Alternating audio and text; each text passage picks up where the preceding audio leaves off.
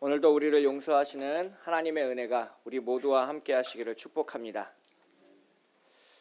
오늘은 책 한 권을 소개해 드리면서 설교를 시작하려고 합니다. 이렇게 1년에 몇 권씩 되는 책을 읽다 보니까 이제 좋은 책을 구별하는 저만의 노하우를 이렇게 터득하게 되는 것 같습니다. 이제 차례를 보기도 하고 출판사를 보기도 하고 저자를 보기도 하고 여러 가지 내용들을 보기도 하는데요. 제일 좋은 책은 꾸미지 않고 진솔하게 쓴 책이라고 생각하게 됐습니다.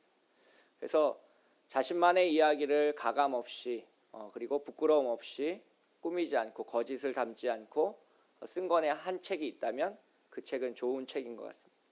그리고 자기가 받은 은혜를 그대로 전할 수 있는 책이면 더 좋은 것 같습니다. 오늘 제가 소개해드리고자 하는 책은 이 책입니다. 베품과 용서라는 제목을 가진 책입니다. 2008년에 이제 한국어로 번역돼서 나온 책인데요. 아마도 여기 앉아 계신 대부분의 분들이 모르는 책일 겁니다. 이 책을 지은 저자는 미국의 유명한 신학자 미로슬라브 볼프라는 사람이 지은 책입니다. 이 미로슬라브 볼프는 지금 현재 예일대 석좌 교수로 종교학을 담당하고 있습니다. 근데 특이하게도 이분은 미국 출신이 아닙니다. 유고슬라비아라는 유럽의 작은 나라에서 출생을 했고 이제 공부를 마치고 미국에 가서 이제 예일대 석좌 교수까지 되신 아주 특이한 이력을 가지고 계신 분입니다. 그래서 이분은 자기의 책에서 유고슬라비아 내전에 대한 내용도 기술을 하고요. 또한 자기의 어릴 때 이야기를 담아서 신학책을 쓰기도 했습니다. 제가 방금 소개시켜드렸던 이 베품과 용서라는 책 속에도 자기만의 이야기를 담고 왜 자기가 베품과 용서라는 책을 쓰게 되었는지를 이제 담담하게 이야기하고 있습니다. 그 책 가운데 중간 부분에 자기가 용서하시는 하나님에 대해서 이렇게 쓰기 시작하면서 한 가지 예화를 이제 이야기하고 있습니다. 자기 어릴 때 이제 있었던 일을 얘기하는 내용입니다. 그것은 자기의 친형인 다니엘 볼프에 대한 이야기를 힘들게 어렵게 말하고 있습니다.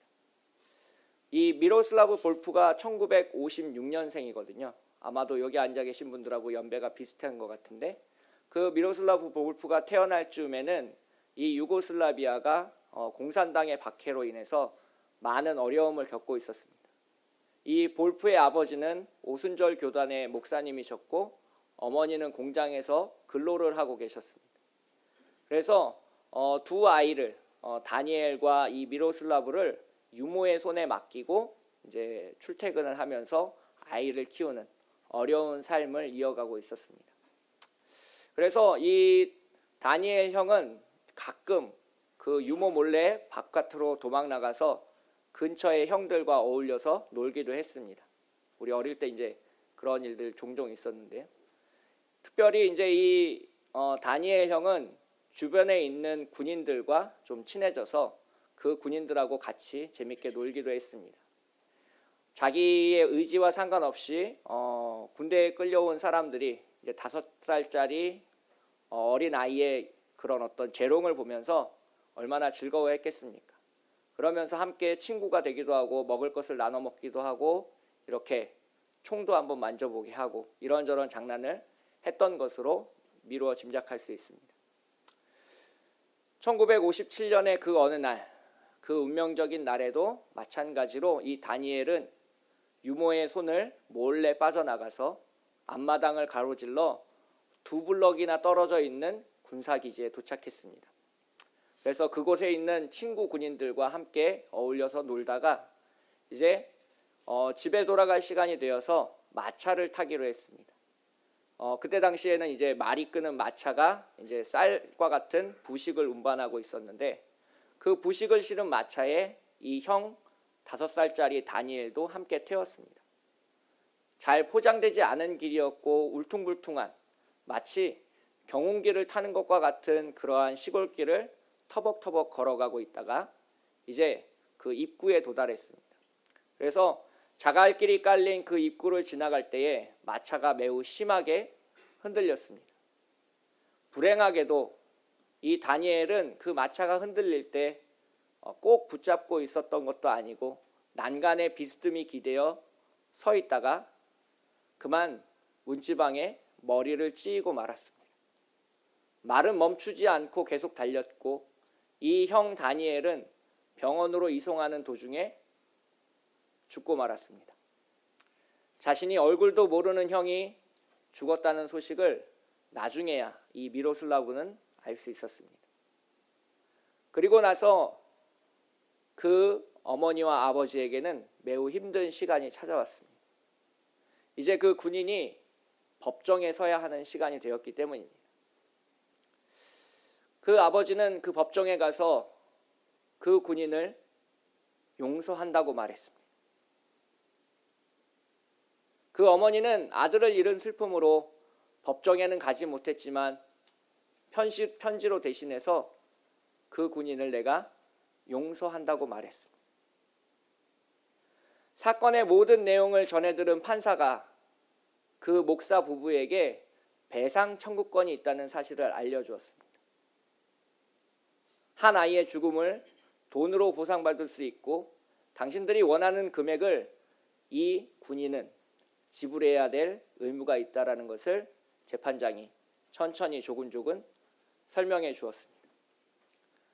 하지만 오순절 교단의 목사님이셨던 이 아버지는 그 청년에게 배상을 요구하지 않았습니다.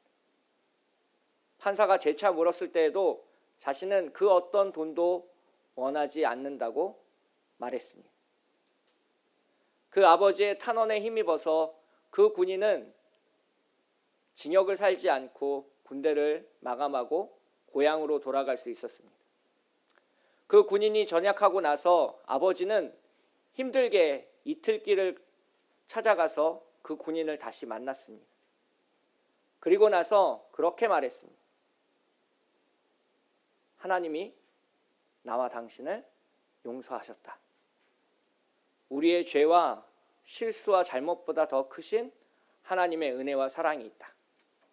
당신의 남은 삶 동안 그런 죄책감에 시달리지 않고 살아갔으면 좋겠다 라고 그 아버지께서 전하고 오셨습니다. 배상을 받지 않겠다는 그 아버지의 말이 그 어머니를 많이 힘들게 했습니다. 어머니는 나중에 아들에게 고백하기를 참 힘든 시간을 보냈다고 말했습니다. 기도하면 자신의 목소리가 늘 그렇게 말한다는 겁니다. 그는 유죄야. 그는 벌을 받아야 해. 라고 크게 울부짖고 있는 자신의 목소리를 들었다고 합니다. 하지만 아주 조용히 내 귓가에 들릴락 말락한 목소리로 하나님께서 말씀하시는 목소리를 들을 수 있었습니다. 그 말씀은 성경 구절이었는데요. 에베소서 4장 32절의 말씀이 자신의 귓가에 들려왔다고 합니다. 하나님께서 그리스도 안에서 여러분을 용서하신 것 같이 서로 용서하십시오. 하나님께서 그리스도 안에서 여러분을 용서하신 것 같이 서로 용서하십시오. 그 어머니는 많이 힘들고 어려웠고 고통스러웠지만 하나님의 말씀에 순종하기로 결심했습니다. 그리고 그 군인을 용서하고 오늘을 살아가기로 인도했습니다. 만약에 그 미로슬라브 볼프의 형 다니엘이 1950년대 유럽의 한 작은 나라에서 죽지 않고 오늘날 우리가 살아가고 있는 이 대한민국 땅이나 미국 땅에서 죽었다면 어떻게 됐을까를 미로슬라브 볼프는 질문하고 있습니다. 당연히 그에 대한 대가를 법정에서 소송으로 지불해야 했을 것이고 그 청년은 자신의 남은 삶 전부를 그 배상금을 지불하기 위해서 힘들게 어렵게 살아갔을 겁니다. 우리의 문화가 용서하기보다는 대가를 받아내고 그것을 쟁취하는 것을 너무나도 당연하게 여기고 있기 때문입니다. 하지만 그 미로슬라브 볼프의 아버님이 목회하시던 그 교회는 그렇지 않았습니다. 하나님의 말씀에 순종하는 사람들로 가까이 있었고 주님이 용서하시는 그 용서를 오늘 경험하며 세례를 받으며 성찬에 참여하며 주기도문을 외우며 하나님과 동행하기를 찬양하고 기도하는 사람들로 함께 있었다라는 것을 우리는 알 수 있습니다. 그래서 교회라는 공간이 용서하는 공간이 되고 주님의 말씀에 순종하는 공간이 되고 하나님을 기뻐하는 찬양의 공간이 되는 것이 매우 중요합니다. 우리는 홀로 용서할 수 없기 때문입니다. 함께 주님의 말씀을 보고 읽으며 순종하기를 배우고 함께 찬양하고 함께 기도해 줄 수 있어야 하기 때문입니다. 하지만 그 볼프 아버님의 목회에서도 그것은 쉽지 않은 일이었다고 합니다. 교회 내에서 그 목사님이 벌을 받아서 아들 다니엘을 잃어버린 거라고 손가락질하는 사람도 있었습니다. 그 아버지 목사님이 오순절 교단과만 교류하는 것이 아니라 침례교 교단과도 교류하면서 그들의 집회에 참석했기 때문입니다. 그래서 하나님이 진노하셔서 그 목사님의 가정을 치셨고 형 다니엘을 빼앗아 가셨다라고 손가락질하는 사람들이 있었습니다. 미로슬라브 볼프는 책에서 그렇게 말합니다. 자기 아버님은, 자기 어머님은 가장 위로받아야 하는 그 순간에 비난받고 계셨다는 겁니다. 아들을 잃어버린 슬픔 위에 누군가 한 사람을 힘겹고 어렵게 용서해야 된다라는 그 숙제 위에 다른 사람의 비난과 모욕을 감당해야 되는 어려움까지 겪어야 했다라고 고백하고 있습니다. 50년이 훨씬 더 넘은 후에 그 어머님은 그 이야기를 회상할 때마다 아들한테 미안함을 고백하시곤 합니다. 그 죽은 다니엘의 마지막 소원이 엄마 옆에서, 엄마 침대에서 함께 누워서 자는 것이었기 때문입니다. 잠버릇이 심한 아들이었기 때문에 내일 공장에 나가 출근하려면 아들을 멀리하고 편안하게 잠들어야 했던 어머니는 아들의 청을 들어주지 못했고 그 마지막 바람이 가슴속에 남아서 50년이 지난 어머니의 마음속에 아직도 미안함으로 남아있다는 겁니다. 오늘 우리는 요한복음 본문 속에서 용서하시는 예수님의 모습을 함께 살펴보았습니다.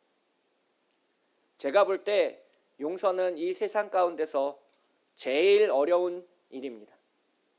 부활하신 주님이 제일 먼저 하시는 일은 자신을 모른다고 말했던 베드로, 자신을 부인했던 베드로, 자신을 저주했던 베드로를 용서하시는 일에서부터 시작했다는 겁니다. 오늘 본문 요한복음 25장 5절을 가보시면 얘들아 너희에게 고기가 있느냐라고 예수님께서 질문하시는 장면이 있습니다. 물론 고기는 없습니다. 지금 베드로는 예수님을 알기 전, 예수님을 만나기 전, 주님의 기적을 체험하기 전의 삶으로 돌아가 있습니다. 많은 기적을 보았고 주님과 동행했고 주님의 말씀을 읽고 듣고 함께 저녁 식사를 나누었지만 지금 이 베드로는 주님의 부활을 믿지 못했고 주님을 알아보지 못했고 주님을 부인하고 저주했던 죄인인 베드로입니다. 그 베드로에게 예수님이 내가 나를 사랑하느냐, 내가 정말 나를 사랑하느냐, 내가 이 사람들보다 더 나를 사랑하느냐라고 똑같이 3번 질문하시자 베드로는 드디어 깨닫기 시작합니다. 자신이 무슨 잘못을 저질렀는지, 자신이 어떤 사람인지, 지금 내 앞에 계신 분이 어떤 분이신지 다시 고백할 수 있었습니다. 처음엔 아무 생각 없이 내가 당신을 사랑하는 줄 당신이 이미 잘 알고 있다라고 당당하게 대답할 수 있었습니다. 2번째 같은 질문을 예수님께서 하시자 베드로는 고민하기 시작합니다. 이 사람이 왜 이러지? 이분이 나한테 왜 이 질문을 또 하지? 세 번째 예수님이 내가 정말 나를 사랑하느냐라고 물을 때 과거에 베드로가 십자가를 지시기 전에 베드로가 주님을 모르고 나는 이제 고기 잡으러 가겠노라라고 말했던 베드로 자신의 모습이 떠올랐습니다. 한없이 부끄럽고 한없이 죄인이고 한없이 눈물 나는 그 모습 속에서 베드로는 다시 한번 힘을 내 용기 내 주님을 사랑한다고 고백했습니다. 17절의 말씀을 보시면 이렇게 기록되어 있습니다. 세 번째 이르시되 요한의 아들 시몬아 내가 나를 사랑하느냐 하시니 주께서 세 번째 내가 나를 사랑하느냐 하심으로 베드로가 근심하여 이르되 주님 모든 것을 아시오매 내가 주님을 사랑하는 줄을 주님께서 아시나이다. 베드로는 주님이 모든 것을 알고 계신다는 사실을 고백하기 시작했습니다. 주님을 모른다고 말했던, 주님을 아니라고 말했던, 주님을 저주했던 자기 자신을 지금 예수님이, 부활하신 예수님이 만나주신다는 것을 고백하고 있습니다. 부끄럽고 힘들고 아프지만 그럼에도 불구하고 주님 앞에 다시 사랑한다라고 말하는 베드로의 고백을 우리는 읽을 수 있습니다. 그 베드로를 예수님은 3번 용서하시며 내 양을 먹이라고 말씀하셨습니다. 그리고 베드로에게 오늘 본문 이후에 내가 나를 따르라라는 제자의 명령을 다시 하셨다는 겁니다. 우리는 오늘 이 땅 가운데서 세상에 나가 주님의 말씀을 전하고 주님의 복음을 전하고 주님과 동행하는 그리스도인입니다. 그 그리스도인은 주님께 용서받은 그 용서를 세상에 베풀며 세상을 용서하고 세상을 감싸 안으며 세상에게 구원을 전하는 주님의 제자가 되어야 할 줄 믿습니다. 그 용서가 우리 가운데 항상 차고 넘치시길 축복하겠습니다. 오늘 설교를 마치면서 정말 힘들지만 제 개인적인 얘기를 좀 해볼까 합니다. 초등학교 6학년 때였습니다. 저희 집은 엘리베이터가 없는 5층 아파트에 5층에 살고 있었고 저는 어릴 때부터 결혼하기 전까지 집 열쇠를 가지고 다녀본 적이 없습니다. 늘 초인종을 누르면 어머니가 나오셨고 어머니가 반겨주셨습니다. 초등학교 6학년 때 학교가 조금 일찍 끝나고 집으로 돌아갔습니다. 어느 날처럼 그날도 어머니는 집에 계셨습니다. 그런데 신기하게도 그날 제가 집에 가는 초인종을 누르지 않고 현관문을 이렇게 빼꼼히 열어봤습니다. 문이 열려 있었습니다. 잘 없는 일인데 그날은 희한하게 문이 열려 있었습니다. 그래서 문을 열고 집에 들어갔습니다. 어머니가 제 앞에 서 계셨습니다. 어머니가 깜짝 놀라셨습니다. 아들이 와야 되는 시간이 아닌데 아들이 와서 너무 놀라셔가지고 손에 들고 있던 걸 떨어뜨리셨습니다. 그 손에는 보리차를 끓이기 위해서 밥솥에 팔팔 끓인 보리차 한 솥이 손에 들려 있었습니다. 어머니는 그 보리차 한 솥을 손에서 떨어뜨리셨습니다. 찬물로 허벅지하고 다리를 대충 헹구시고 병원에 가서 3주 입원하셨습니다. 3도 화상, 살갗을 떼어내는 것을 5번, 6번 반복하시고 자식들이 집에 있는 게 못 믿어 의사가 퇴원하지 말라고 말했는데도 일주일 일찍 퇴원하셨습니다. 지금도 제 어머니의 다리를 보면 그때의 검은 자국들이 남아 있습니다. 참 미안하고 참 죄송스러운데 어머니는 그때 이후로 한 번도 저를 원망하지 않으셨습니다. 너 때문에 내가 이렇게 됐다고 말하지 않으셨습니다.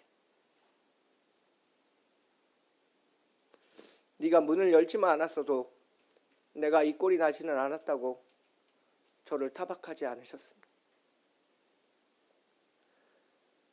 저는 그 사건으로 사랑과 용서에 대해서 배웠습니다. 진짜 사랑은 그 어떤 조건에서도 용서해 줄 수 있는 사랑이라는 것을 알게 되었습니다. 그리고 진짜 사랑은 상대방의 잘못을 아무렇지 않은 척 품어주고 오늘을 살아가는 것이라는 것을 알게 되었습니다. 오늘 어린이날 그리고 곧 있으면 어버이날입니다. 혹시 가족들 때문에 아파하고 상처 입고 눈물 나고 아프신 분들이 계시다면 용서하시고 주님이 주신 용서를 세상에 베푸시고 주님이 나를 용서하셨으니 나도 내 이웃을 용서한다고 오늘 고백하는 삶을 살아가시길 축복하겠습니다. 함께 기도하겠습니다. 사랑의 하나님 아버지,